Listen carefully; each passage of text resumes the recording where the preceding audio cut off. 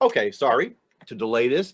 Anyway, this poem is from a longer work about a kind of a magical journey or experience, and I guess you could say this is sort of a spell, and it's called Protective Measures. You feel it catch in the skeletal net. Muscles get a grip, veins tie it down, skin holds it in. It opens your eyes to the tangled message hazel branches inscribe across the peeled face of the apple moon papering the horizon. White birch filaments illuminate the invisible. Stakes made of ash raise your solid house above drowning in it. A willow moat guards against fire. And you can probably tell from that poem I have a thing about trees, especially this tree that's outside our kitchen window. It's a white dogwood. And that inspired this poem, which is called The Tree of Light. Reading between the lines of an illuminated manuscript projected onto the wall through the open blinds of an unlit room reveals the flowering dogwood wired to the ground outside the glittering window, its white bulbs electrified, moonlight turning them up to a higher power. Next poem was inspired by a trip I took to Germany several years ago. And of course, I was up late at night when everybody else was in bed. And it's called Night Shift. It's 7 at night to a body transported from a time zone in the past. It feels further dislocated by a rural environment where the absence of light pollution litters the sky with more stars than I've ever seen in my personal space. Every light off in the house darkens the atmosphere further.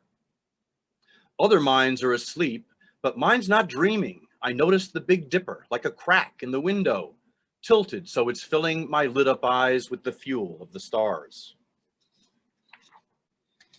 Spending so much time inside during this pandemic, my skin's getting all dry, and this poem was connects with that. It's called Theory of Evolution. It's at my fingertips, where dry skins are splitting from something bigger than I am, trying to reach beyond me into the world of flesh it wants to touch. It will work its way out of my ripped body like an explorer who has crossed the 2/3 of me that's water to kneel and kiss the solid ground it walks on.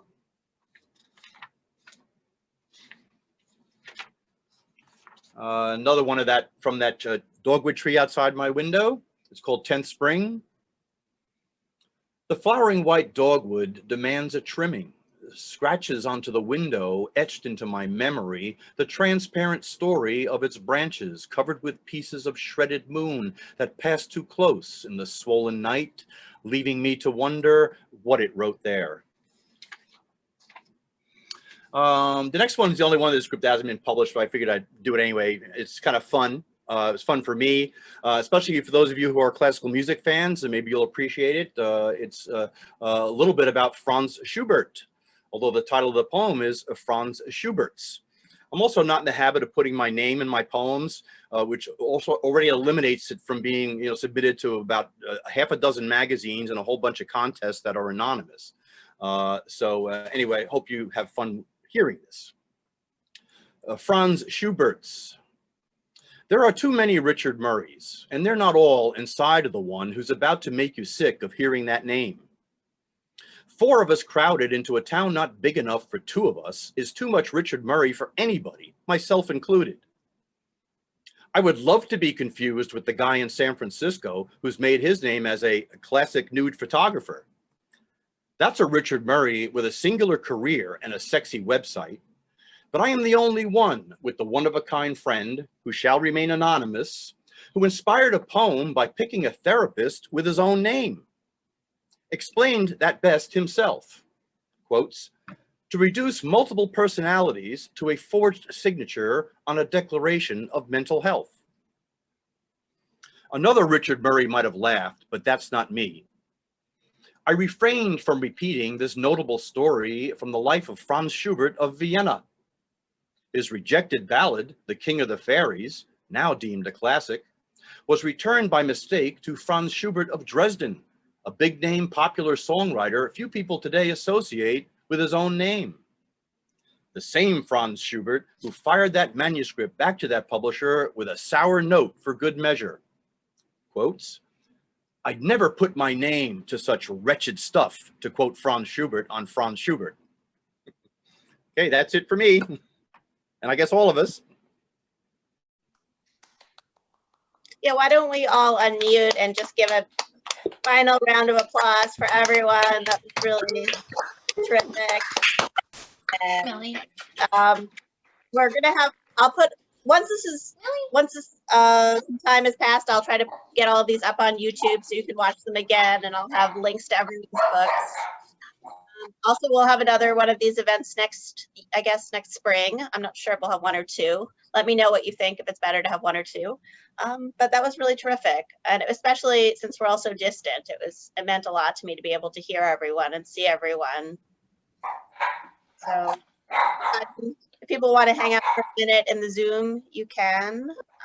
Thanks, Joanna. We're Thanks, good. Joanna. Thank you Thank so much. you. Thank you so Thanks, much. everybody. Guys, Joanna, thank you. love you all equally. Happy holidays. Bye. Yeah, happy holidays. Happy holidays. Yeah, happy solstice. Looking forward to seeing Yeah, everyone. happy solstice. Good job. Great reading. Great. Bye. I Bye. think tonight's going to be 14.5 hours long. That's what I heard. Ooh. Happy Cool. Saturn and Jupiter meeting. Yeah. It was really foggy. We couldn't see it here. I'm in California right now. But yeah, we might try tonight. There might still, people might be able to see some of it, right? I think it's been foggy a lot of places. Yeah, I think every night they're going to be kind of close. Like tonight was just the night they're going to be closest, but Yeah. Cool. yeah, you might be able to see it soon. All right. Well, Yeah. good to see you. Bye, everyone. Good to I see you. will- Bye. Yeah, bye. We should have a social Zoom at some point. Yeah, that'd be great. Yes, definitely.